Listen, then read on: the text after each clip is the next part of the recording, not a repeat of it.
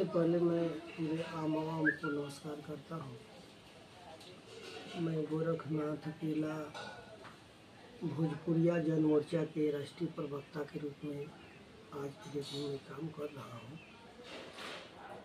और जहाँ तक आरा लोकसभा क्षेत्र की बात है तो आरा लोकसभा क्षेत्र कहा जाए कि यहाँ का विकास जो है बिल्कुल स्थिर है। कोई खास यहाँ पर बदलाव नहीं हुआ लंबे अरसे से। और वर्तमान में जो हमारे आर.के. सिंह हैं वो तो 5 साल के बाद एक बार जो है दिखाई देते हैं।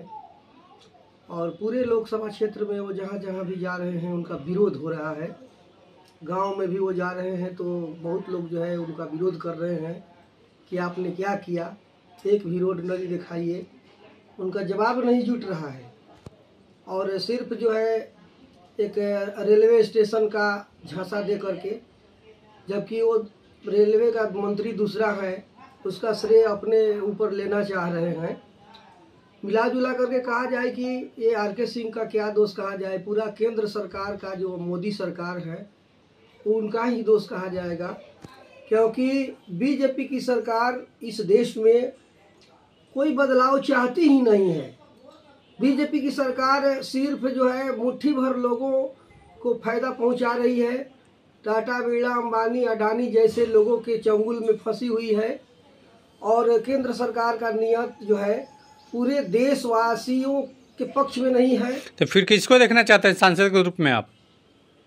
देखिए, इसीलिए तो मैं कह रहा हूँ कि केंद्र सरकार का जो इशारा होता है वही यहाँ का जो आर.के. सिंह करते हैं।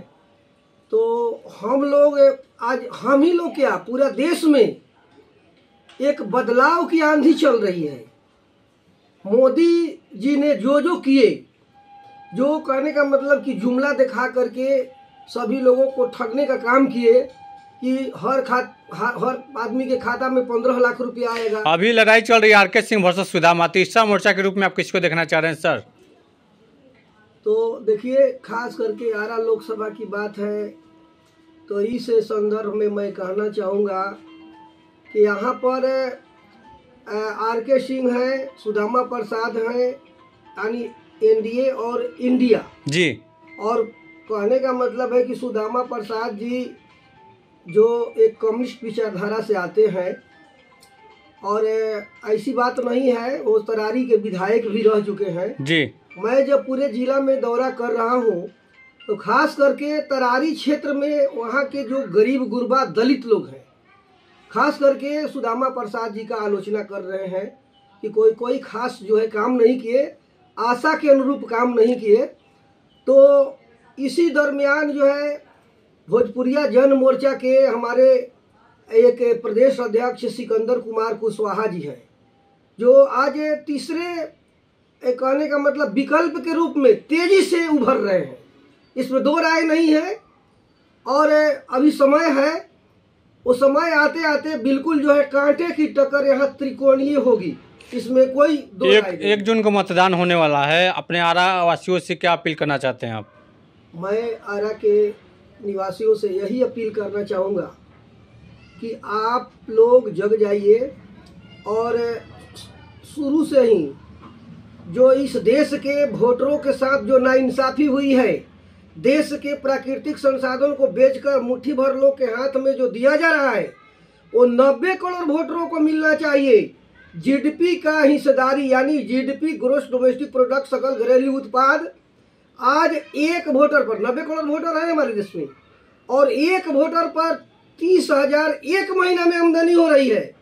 उसका 1/3 का हिस्सा ही यानी एक वोटर को 10,000 रुपया बिना भेदभाव के हर वोटर को मिलना चाहिए। दीपक गोयल कमेटी बनी थी 2 दिसंबर 2011 को, इसका सिफारिश भी हो चुका है। उपराष्ट्रपति हामिद अंसारी के ही निर्देशन में बनी थी।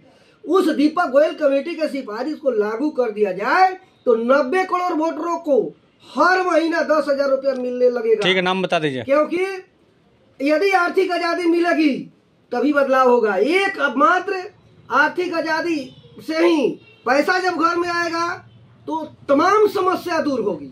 नाम बता दीजिए। हर इलाज का एक दवाई अब वोटर पेंशन दे दो भाई, यही हम लोग का नारा है।